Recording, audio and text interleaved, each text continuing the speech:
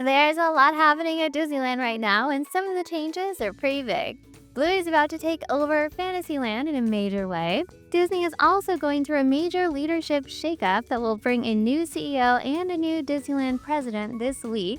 A hidden seating area just quietly opened in Avengers Campus, and Disney is already filming the next version of Soarin, which will take guests around the entire U.S. Let's get into all the latest Disneyland updates.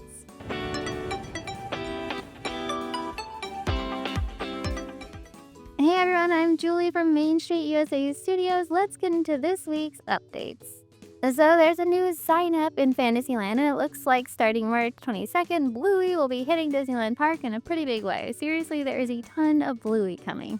If you've walked through the area recently, you may have noticed something new above the Fantasyland Theatre entrance. The Bluey's Best Day Ever sign has now been installed over the archway, giving us our first small peek at the new experience.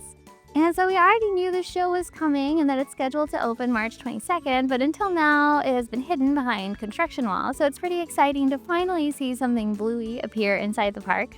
Right now the theater itself is still surrounded by construction. The stage is being reworked to represent Bluey's school, and Disney has said this won't be a traditional sit-down show. Just like some of the holiday experiences and the Pixar offerings the space has hosted recently, this will be a very interactive experience designed for our younger guests.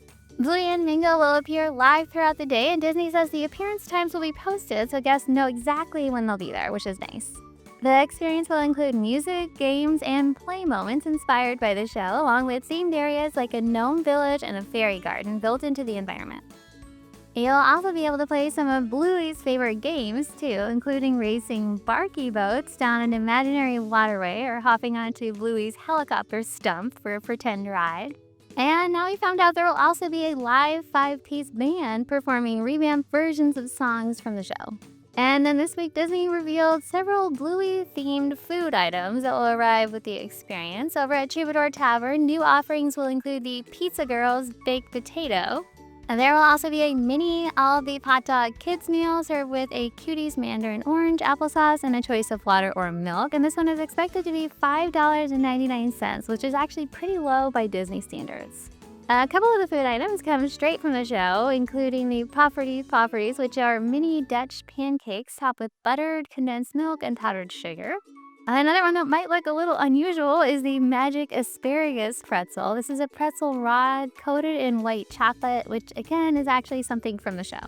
And of course, if it's Bluey, you have to have pavlova. The pavlova parfait will feature meringue bites, vanilla yogurt mousse, dairy compote, vanilla cake, fresh berries, and candied kiwi.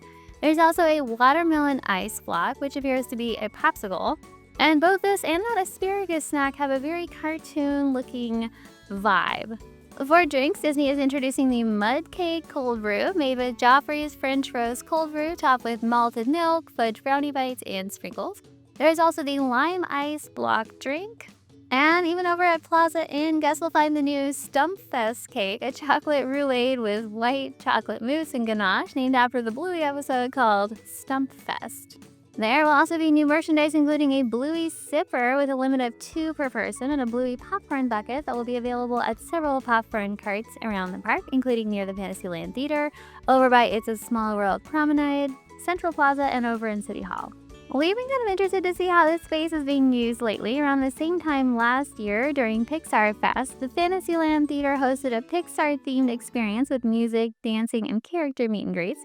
Disney's clearly been experimenting with using this area as a flexible space for seasonal entertainment.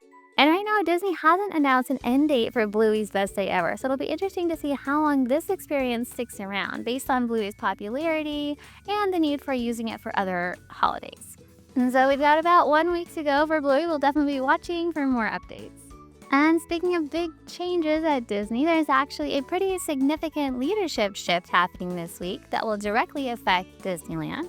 You may or may not follow the leadership side of Disney very closely, but the company is about to get a new CEO, and that change is already triggering a shuffle throughout the parks division.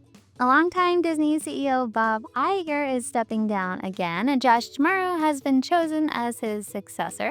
Josh officially takes over as CEO on March 18th, which is this Wednesday. Interestingly, the day right after St. Patrick's Day on the 17th. And Samara is a familiar name for theme park fans because he's actually been running Disney's Parks Division for the past several years as chairman of Disney Experiences, overseeing the company's global theme parks, cruise line, consumer products, and Imagineering. But whenever leadership shifts at the top of Disney, it usually triggers some movement underneath as well, and that's exactly what's happening right now. One of the big changes affects Disneyland directly, though. So current Disneyland Resort president Thomas Maslum is moving up to become the new chairman of Disney Experiences. So that was Josh D'Amaro's old job, essentially taking over his role. And so with Maslum moving into that larger global role, Disneyland is getting a new president. Disney has announced that Jill Astorino will become the next president of Disneyland Resort, with the transition happening at the same time as a CEO change on March 18th, this Wednesday. Astorino is actually a longtime Disney veteran with more than 3 decades at the company, and she most recently served as president and managing director of Disney Parks International, where she was overseeing Disney's parks and resorts across Europe and Asia. So starting this week, we'll officially have a new CEO of Disney, a new Global Parks chairman, and a new Disneyland president, all happening at the same time on the same day. And with big projects like Disneyland Forward potentially shaping the future of the resort, it'll definitely be interesting to see how this new leadership team guides Disneyland in the few years ahead. And over in Avengers Campus, a small update just quietly opened that we're actually very happy to see. The old Fast Pass distribution area from Tower of Terror, which of course is now Guardians of the Galaxy Mission Breakout, has been behind construction walls for the past few weeks. Those walls are now down and the space has reopened as a new seating area for guests. We're actually pretty happy. We're surprised by how much seating Disney managed to fit into this relatively small space. There are lots of tables and chairs and shade, which is something Avengers Campus has definitely needed for a while. The design also fits nicely with the area around Pym Test Kitchen, almost feeling like an extension of that seating area. But there are also some fun touches that reference Tony Stark and Iron Man. Overall, we're super excited about this one. And Disney is already filming the next version of Soarin', and this time the journey will take us across the entire United States.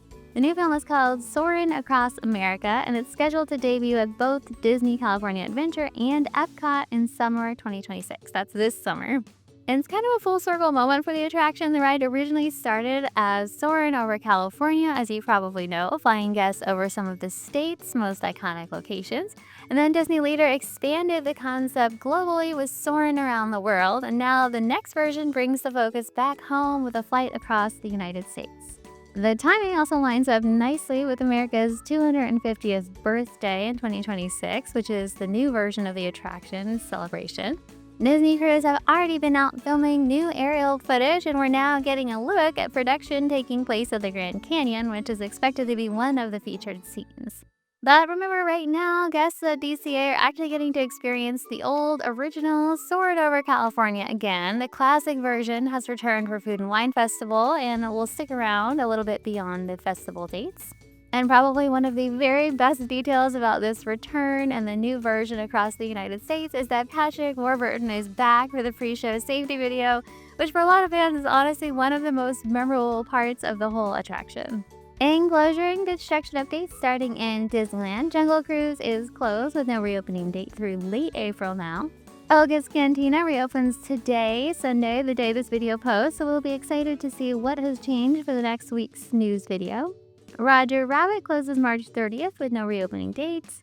The monorail closes March 30th as well with no reopening date. This one is interesting because it is used by many people to enter the park, so we're hoping this opens soon. Buzz Lightyear Astro Blaster will close on April 13th. Over at DCA, Grizzly River Run still has no reopening date through late April. It could end up being closed for over 4 months for this one. Golden Zephyr closed on Monday, March 9th, reopening this Wednesday, the 18th. Inside Out is closed again, and its reopening date has been pushed twice. It now reopens on March 15th, which should be today. And then Toy Story Midway Mania closes April 6th with no reopening date. Thanks so much for watching, everyone. If you liked this video, make sure to subscribe for more.